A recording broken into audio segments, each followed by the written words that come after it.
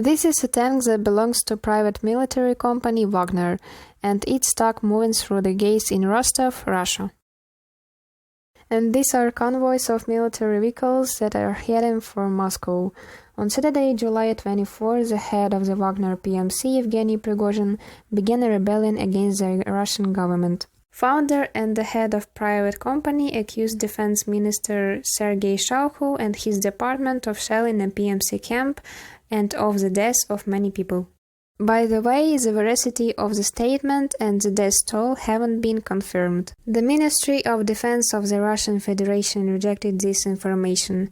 Prigozhin announced that the Wagner Group had moved to stop the evil that the military leadership of the country is carrying.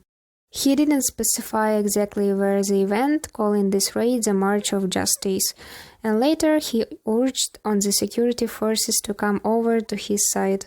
The Federal Security Service of the Russian Federation reported that a criminal proceeding had been opened against Evgeny Prigozhin on the fact of organizing an armed rebellion. Also, they called on the Wagner soldiers to detain their leader, but apparently they were refused. What did they even expect? However, at night military vehicles appeared on the streets of Moscow, and only Vladimir Putin's congratulations on Yas Day were published on the website of the President of the Russian Federation. Vladimir Alexeyev, first deputy head of the main intelligence directorate of the General Staff of the Russian Federation, addressed the militants of the Wagner PMC. He said, "This is a step in the back of the country and the president. Only the president has the right to appoint the highest ranks of the armed forces, and now you are trying to encroach on his power. This is a coup d'etat. Such a provocation could only have been invented by the enemies of the Russian Federation." At night, Wagner militants entered Rostov-on-Don, and in the morning Prigozhin published a video message recorded from the headquarters of the Southern Military District. "We are at the headquarters, 7:30 a.m. Under our control are the military facilities of Rostov, including the airfield." He demanded a meeting with Chief of the General Staff of the RF Armed Forces Valery Gerasimov and Defense Minister Sergei Shoigu. "Some of us are staying here, blocking Rostov city. Others are going to Moscow. We are going to do it until they come." Meanwhile, in Moscow and Moscow region, a counter-terrorist operation regime has been introduced in order to suppress possible terrorist attacks. This was announced by the National Anti-Terrorism Committee. After that, Vladimir Putin addressed to the people.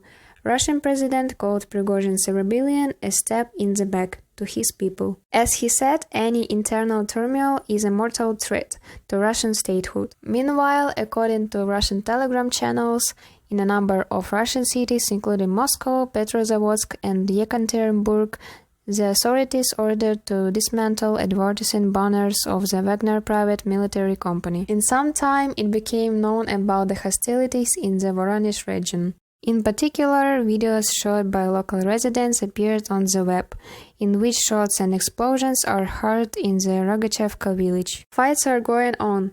There was shelling and there were constant bursts of rifles. "We are already evacuating half the village here," the recording man said.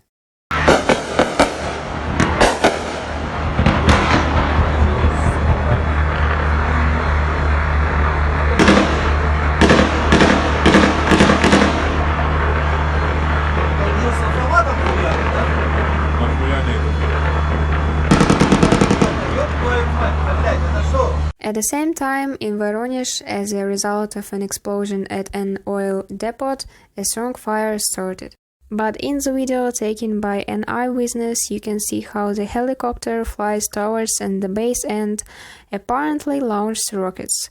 A few hours later, the Wagner soldiers entered the Lipetsk region and continued to move in the direction of Moscow. A lot of Russian internet media reported that the government representatives, including Putin, left Moscow by private planes. The authorities of Lipetsk region ordered to block some roads, but it didn't seem to help them much. Ordinary people were worried too.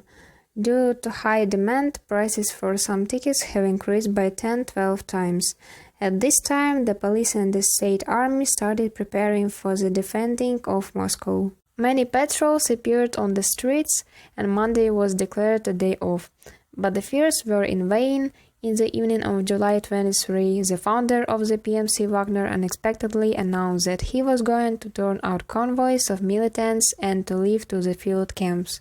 According to him, they didn't reach Moscow by about 200 kilometers.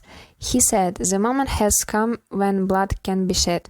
Understanding all the responsibility for the fact that Russian blood can be shed, we deploy our convoys and leave in the opposite direction to the field camps according to the plan. In few hours, the president of Belarus, Lukashenko, said that the success in the negotiations between Prigozhin and the Russian government is his merit. Meanwhile, the criminal case against Prigozhin was closed, and according to Russian politicians, he went on vacation to Belarus.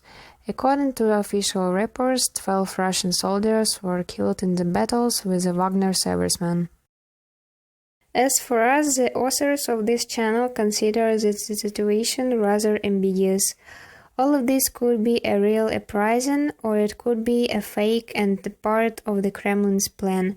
But mostly likely Prigozhin achieved his goal and security made an agreement with Putin. This means that the heads of the Russian army will be soon dismissed. In any case, obviously, Putin has lost control over his subordinates, and this says a lot.